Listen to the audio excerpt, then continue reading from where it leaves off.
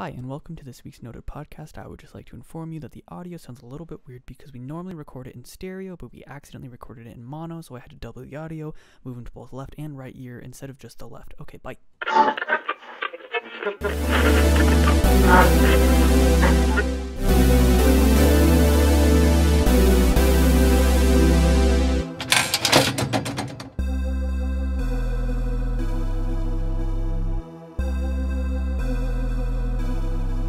Hello, and welcome to a Noted podcast where we are reviewing Moonknight. It came out last week on the 30th. First episode. Daniel, instant review. What do you think? Wait, Eric, I have a quick thing. No. This isn't the normal Noted episode. What's going on here? I don't know. That's me dying. Okay.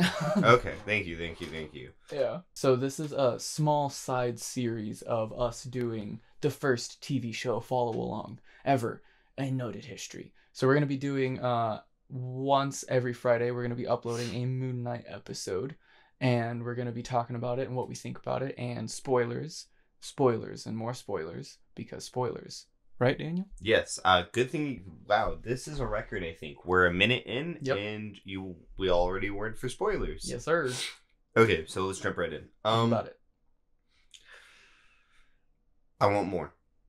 That is my first initial reaction is I want more. I really liked what they showed us, especially from the perspective of Oscar Isaac, who's playing the main character. He's playing Steven. He is a human of ritual and confusion. Facts. He's what's the thing? Like narcoleptic, pretty much, who just kind of like falls asleep. At least that's kind of what it makes it look like. Mm-hmm. But he's also like an insomniac who doesn't sleep. He tries to keep himself awake because when he falls asleep, he just goes places. He, quote unquote, vividly dreams. But he does not. The man gets up and walks around and becomes, I'm assuming, Mark. Yeah, who we can assume is Moonknight by the very last scene when Mark takes over, and then it's Moonknight. Beats the shit out of a dog. God. Yeah. Yeah. Anywho, okay, so the movie, or not movie, the TV show opens up with Steven, Oscar Isaac. We get to see like his, like Daniel saying, like kind of ritual of how he begins his days of like taking off the ankle bracelet so he stays in bed, and then taking off tape to make sure that he's not leaving his apartment.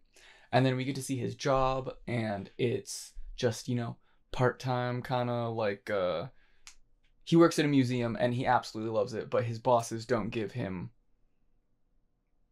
what's the word I'm thinking This of? man is a tour guide born and bred, but he's stuck selling gift shop trinkets. He's stuck in inventory, pretty much. Like, he knows more about Egyptian, like, history and mythology than his manager. And, oh, yeah. Like, yeah. And it's very prevalent in one of the scenes. He tells her that one of their posters is off, and she's like, I don't give a fuck. Yeah. She's like, just get out of my office. Go away. Get away from me. Yeah. So then... Leave. Yeah. And then he's... And they're all British, mate. Oh, yes. I love it. They all live in London. And so he goes and he talks to a statue man, because that's awesome. I love that. Oh, whole yeah. Scene. I hope that becomes a reoccurring thing I hope the statue man's always in it. Where he comes back to the statue man every and episode. Therapies himself. And I hope at the end of the show, or like halfway through the show, like the statue man talks back. Yes, like I would love that. Or he's like, what is wrong with your life? The statue man's the villain all along. Dun dun dun. Speaking of the villain, the very beginning opening scene, we see someone. Oh yeah. We see someone drink water. I tried to repress that. I can imagine. That was nasty. So you don't see his face, but you later figure out who this person is. he drinks a glass of water, then puts a a rag over it, and then smashes it. Yeah. Then pours that broken glass Into sandals. Which then he proceeds to put on himself. And then walks out the room. Yeah, walks out the room in these sandals. So as straight off the bat, you know this man's hard as fuck. This man's a little messed up. Yeah, and then you later see those sandals walking up the street, and it is the main, who we can assume is the main villain, Ethan. Yes. Well, no, it's Arthur.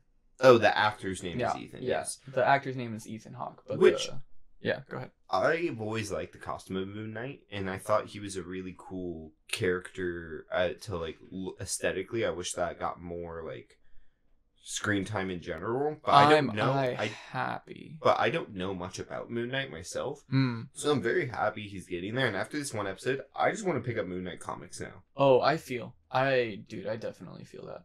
But yeah, I'm excited for that, especially because I don't know much about this character or his mythology, and I did really like having Arthur come in. Like, I like the concept of him as a villain being like another blessed person from an Egyptian god. It's kind of what I'm picking up from it, because I'm assuming Steven, who split personality Mark, is blessed. Multiple personality. Yeah. Is blessed by an Egyptian god. Yes. Or Mark is an Egyptian god or something like that. Well, the Arthur dude does like a ritual kind of thing. Like, it looks like he's like a leader of like a cult pretty much. And his scales that he has on his forearm, tattoos. They're gator heads. You'll if you rewatch it, you'll notice it. Like the scales, like the tops of them, they're alligator heads. I didn't notice that. Yeah.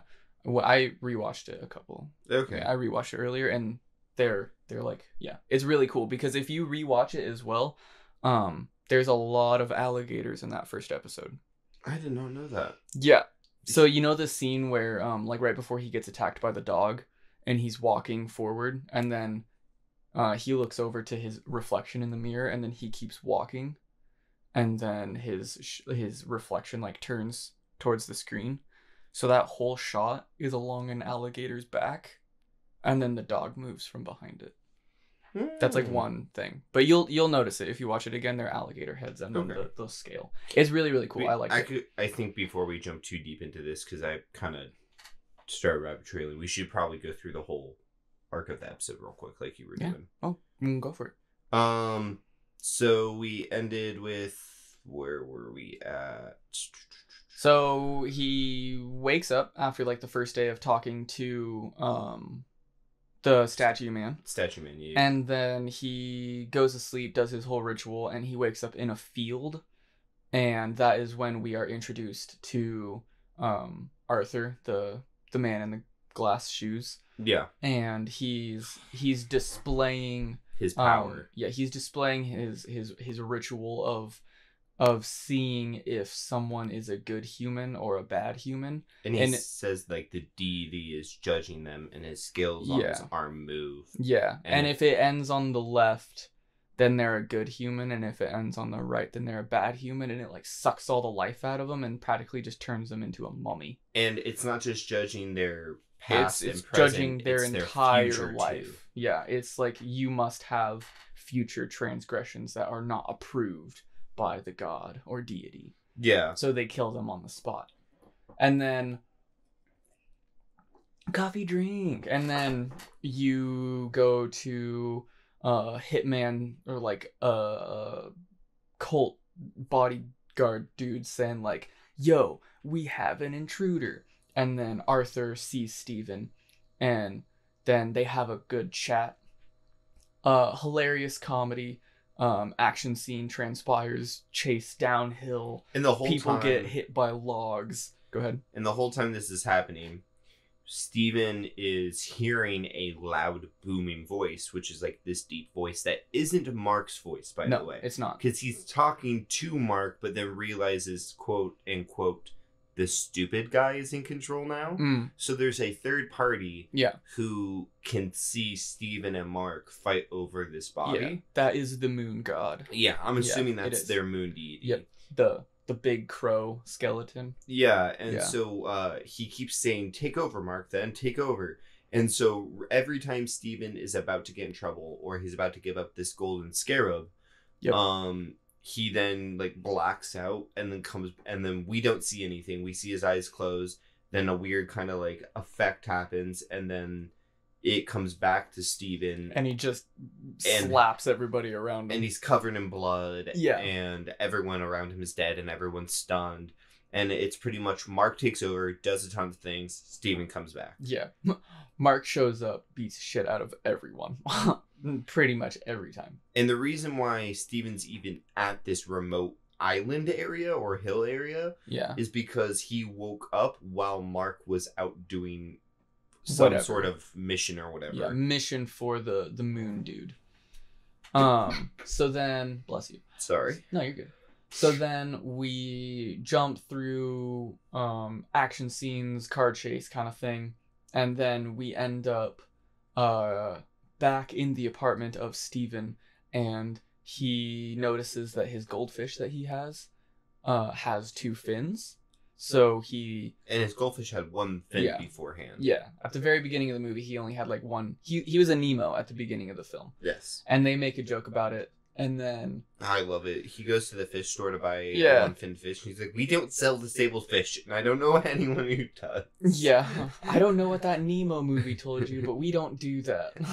And then he realizes that he's late for a date that he made with...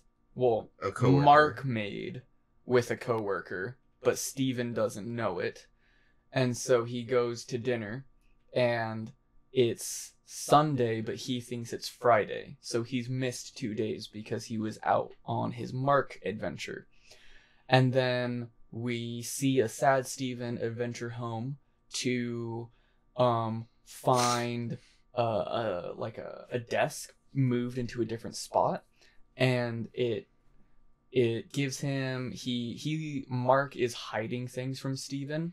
So then you get like the first like scary kind of like Marvel thriller, and I loved it. Yeah, I'm very excited for Doctor Strange. If this is how their like spookiness is gonna be, I'm very excited. I will say, now that this kind of we're at this point in the story beat, something I loved about this episode in general is Mark is confused and scared the whole time because he's pretty much in a fight with a being over his body, but he doesn't know it. Yeah. And so when he's starting to see his desk moved around and all this, like, imagine if, look, the Moonknight did not exist, and you just wake up with gaps in time missing, and your desk is moved, and your goldfish is different. Like, he even makes a comment about it. He's like, fish that's not Gus.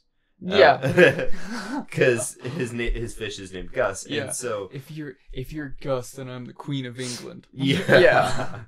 And so it is it's a bit surreal and spooky to, as an audience member, go through this journey with Steven. Him. Yeah.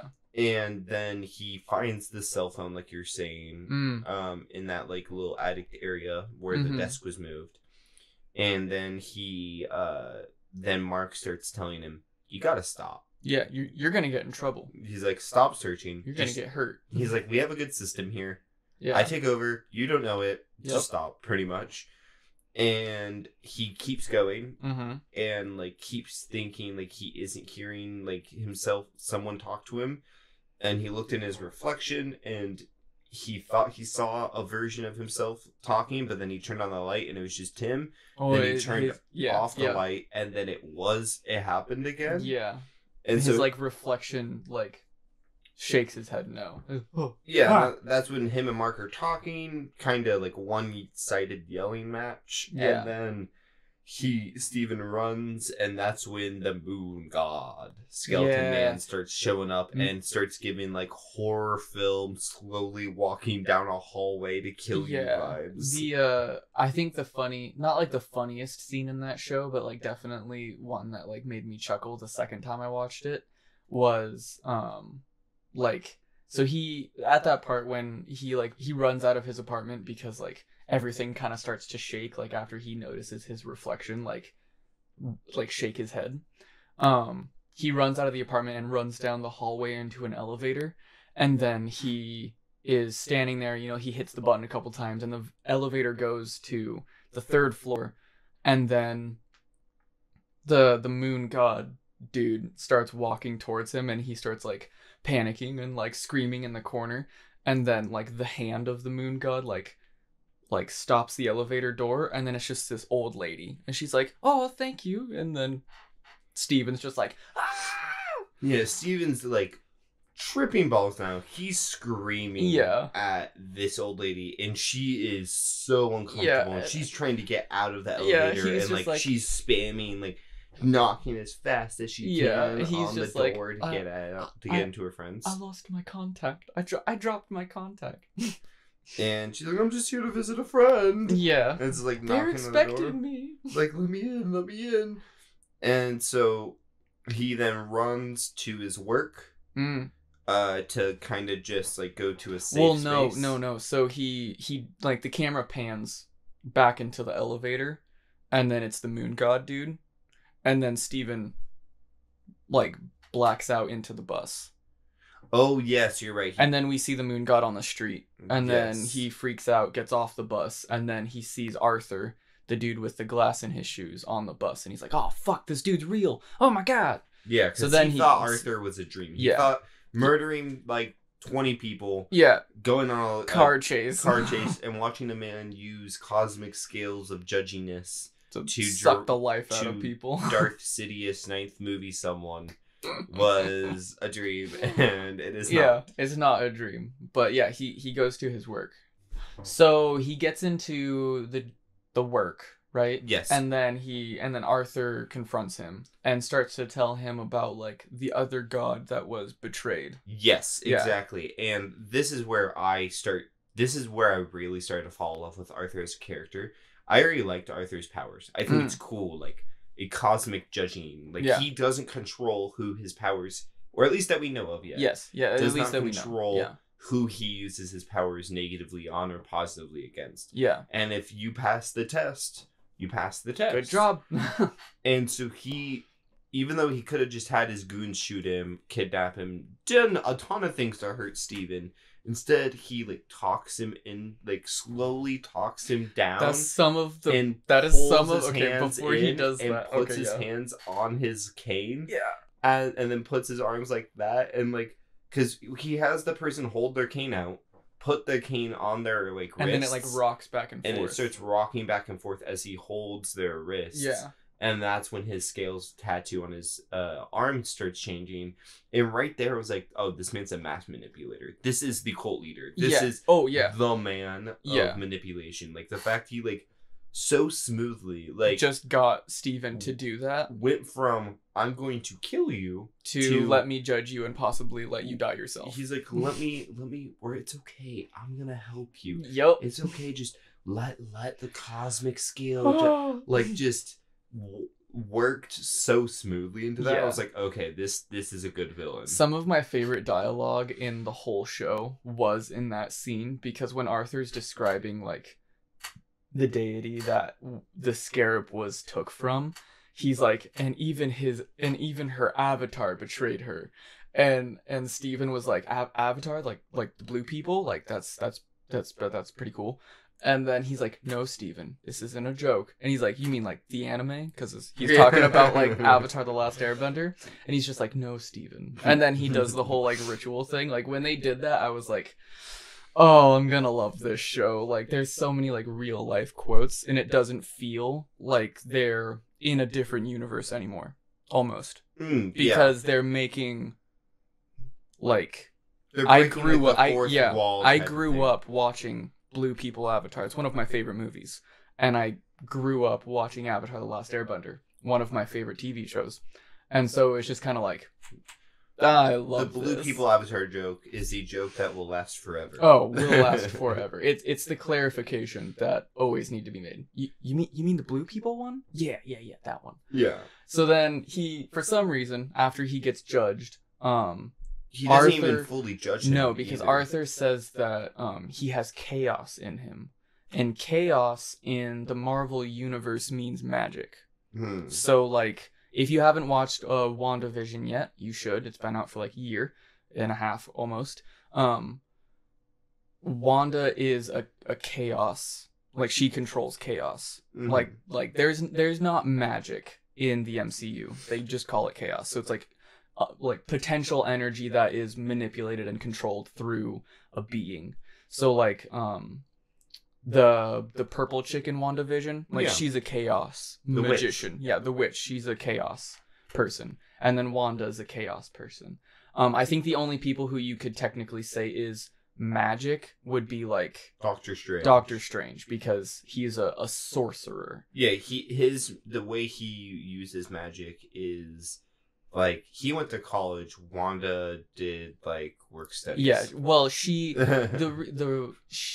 got her magic or chaos from an Infinity Stone. Yeah, like she got it from Vision's Yeah. stone because she grew up being tested on with exactly. So it's not something that she like learned. It's something that was inflicted upon her. But we learn that Steven has a type of chaos in him. Mm-hmm. So I'm thinking that's going to play into something later in the show. And I think that's the reason why he is Moonknight. Like the Moonknight god chose him is because he has some type of chaos in him that is allowing him to wield the like, because I don't know if he gets the power from the scarab or if the Moonknight god is just trying to steal the scarab. I have a feeling that he's trying to steal the scarab. I do too. Because he's already had... Okay, so in the beginning of the show, we see him, we mentioned his ritual. He has an ankle latch chain that goes from his ankle to a like a big post in his apartment. Like a support beam. Yeah, support beam. Then he has sand around his bed, so if he walks through the sand, he'll see his footprints. And then a blue piece of masking tape on the door. Yeah. So if he pulls it out, the tape will be removed. You know, as a split personality, it would be super easy to mark for him to redo all of that. So it's not that foolproof. But it's not. But from Steven's perspective, him being thinking he's like sleepwalking. Yeah, it's a sense of security. Yeah, it's a sense of security. And so we know that he's had, because of that, no one just does that. So we know he's had issues waking up places or being places. Yeah, because at the beginning of the show, intensely, because when he makes the joke about when he's going on days, like, well, I can't have an ankle thing strapped to me. He at the beginning of the show, he also said like, because he always calls his mom and we never hear her voice. It's always voicemails. Yes, it's always voicemails. And he's like, yeah, I woke up today and I felt like I got hit by a bus. Man probably got hit by a bus. Yeah. And that's why I think the Moon Knight's powers are separate from the Scarab. I think the Scarab is a specific magical... It's definitely the plot device of the show. I think it's something that's going to be used by the main villain to enact his evil plan or something like that, and which is why the Moon Knight's trying to stop that. Yeah. So, because Steven's obviously had issues with just Moon Knighting in his sleep without knowing. Oh, yeah, 100%. Oh, yeah. No, I would agree to that. But then we get to the part where Arthur like summons the boogeyman. Pretty much, that's what the god is referred to in the dialogue scene between them. And so the big dog creepy thing. If I were to equate it to any type of animation, if you've seen Harry Potter, the type of werewolf that Lupin turns into is the type of dog creature creepy beast that this thing would be related to. That's how I could visually describe it. It scared the fuck out of me the first time I watched it. I was like, oh god, no thanks. And so he gets chased around the museum by this dog, and then he runs into like a stall bathroom kind of thing. And then he's like, I'm gonna die, I don't know what's gonna go. I don't know what's gonna happen, like I'm gonna die. And then his reflection's like, Steven, we're not gonna die. And then he's like, yeah, we're gonna die. And then he's like, no, Steven, just like look at me. And the cool thing about this is that Mark has a different accent than him. So Steven's British, Steven is British and Mark is American, or some type of, he's not British. And so it's cool to like hear Oscar Isaac like act British because he's not British, and then actually hear him just talking like in an interview. It so sounds like a completely different voice. He does really a very does. good job on it. And when Mark's talking to Steven through the reflection in the mirror, it's not like earlier where they weren't showing separate images. Yeah. It's straight up full lights glass. He's moving differently and like Steven, whole different shot. Yeah. It's pretty much like the same person doing different actions in the mirror. Yeah. And so eventually Steven gives in, lets Mark take over, and then that's when in the final scene we get to see Steven transform into the Moonknight, and we see beat the shit out of a dog. Yeah, Moonknight completely go ham. Yeah. For like 30 seconds, if that. Like 15 seconds. I'm hoping that we'll get to see Steven and Mark. Like, we'll get more backstory. I know we will get more backstory. I think the next episode's going to be about Mark. Yeah, I'm hoping we'll get more backstory on Mark and why the Moonknight chose them. What is Mark? Is Mark like when the Moonknight came and chose Steven, did he split Mark from Steven? I think is Steven and Mark one thing? Is Mark, when he's the Moonknight, is Mark the Moonknight personality? So like Steven made an agreement with the Moon God, and when he did that, he split that. He doesn't remember it because that part of him is now Mark, which is the Moonknight. You know what I mean? Like, no, I get you. I have questions. So many questions. Many questions. I think if we can also look at it as like because Disney is also marketing this as the first MCU character who has a mental illness, which is a whole argument in and of itself, and I hate it. But it's also this is also awareness. Like their more dark TV shit. Yeah, it's their first thriller. I'm dark, but more Marvel dark. Yeah, like it's their first thriller, which I'm hoping this spins off into Marvel Knights, and then we can start getting like the rated R Marvel movies. Yeah, dude. Oh, I hope.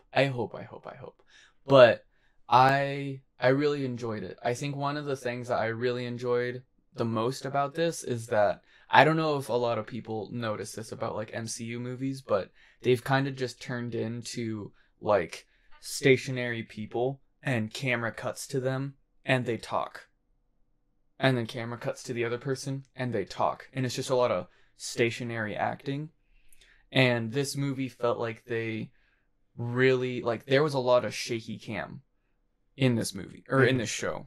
Like, the one part in the very beginning when Steven is talking to his boss and doing inventory stuff, like, that whole scene, a camera is moving around, and I love it because it means that they're actually in the room.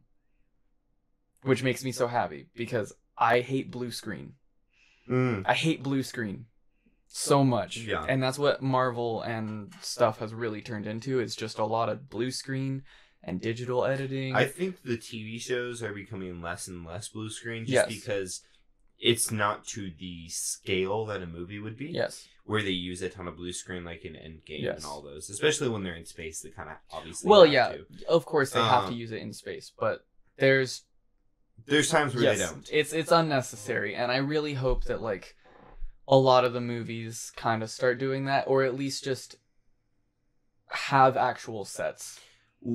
I would say in the aspect where like your big complaint about blue screen, how that's your big pet peeve with Marvel. Yeah. I would say my big pet peeve when it comes to the cinematics of Marvel, and we don't know if Moon Knight's just going to be just like this, is the jump cut action scenes. I hate jump cut action scenes. I do too. And Marvel, it does it more egregiously than almost anyone out there. Yeah. And I think that really comes down to who is fighting as well. Yeah, well, if you watch Civil War, Tony Stark fighting anyone.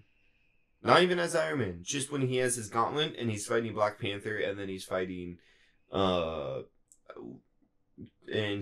what's his name?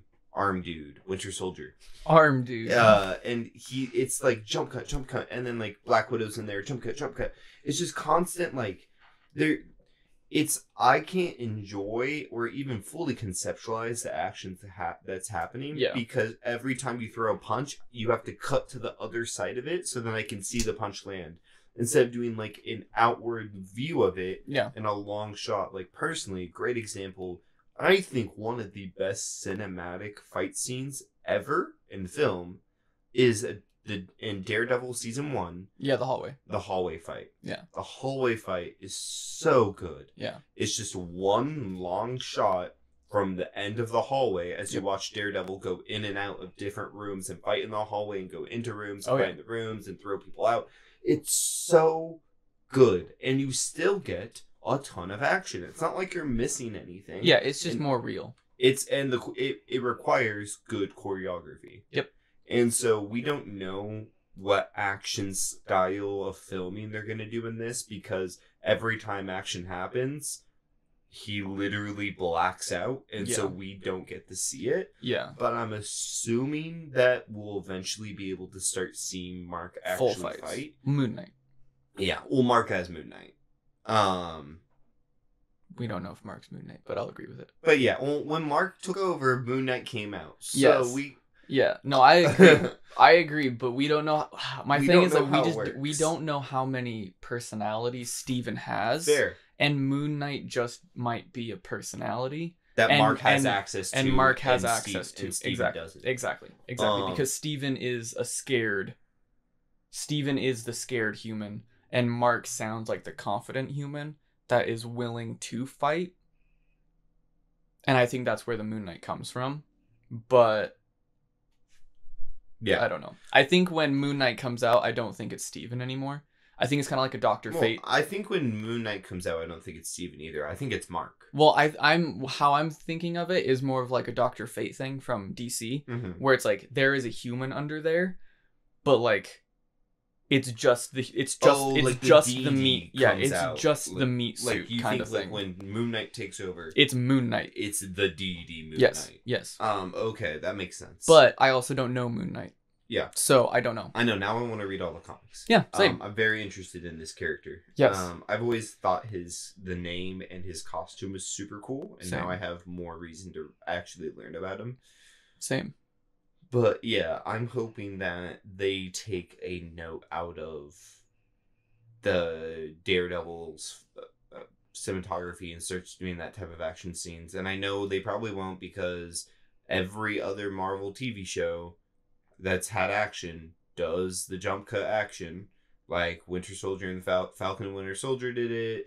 Loki did it. WandaVision's action's a little different, but that's just because they're not doing hand-to-hand fighting. But even then, they still do a lot of cuts and not a lot of like one-shot scenes. Yeah. And I feel like Loki's wasn't that bad. There also wasn't a lot of action. There wasn't, but when there was, it was a lot of jump cut action. I'll need to rewatch it. There was a lot of there was a lot of like build up to action. I get you. But then when they actually started fighting, they did it. I will rewatch. Their fights were very short. No, exactly. The reason why I kind of rant about this is I just watched Batman, and that's one of the things the Batman movie does fantastically. Yeah, DC combat is it's always beautiful. Well, even in the other DC movies, they don't do. They do some jump kind of action, not egregiously like Marvel does, but it's like a mixture of both. But in this Batman, there's a ton of fight scenes that are just long, drawn out fight scenes with few cuts. Yeah. Not as many cuts. That makes sense. I'm chef's kiss. I am personally a really big fan of most DC movies, just because it's not Marvel. And I like different superheroes. But, yeah. This is a really, really good show. I would advise to watch if you haven't watched. And come along with us on the adventure of Moonknight. Daniel, would you like to plug?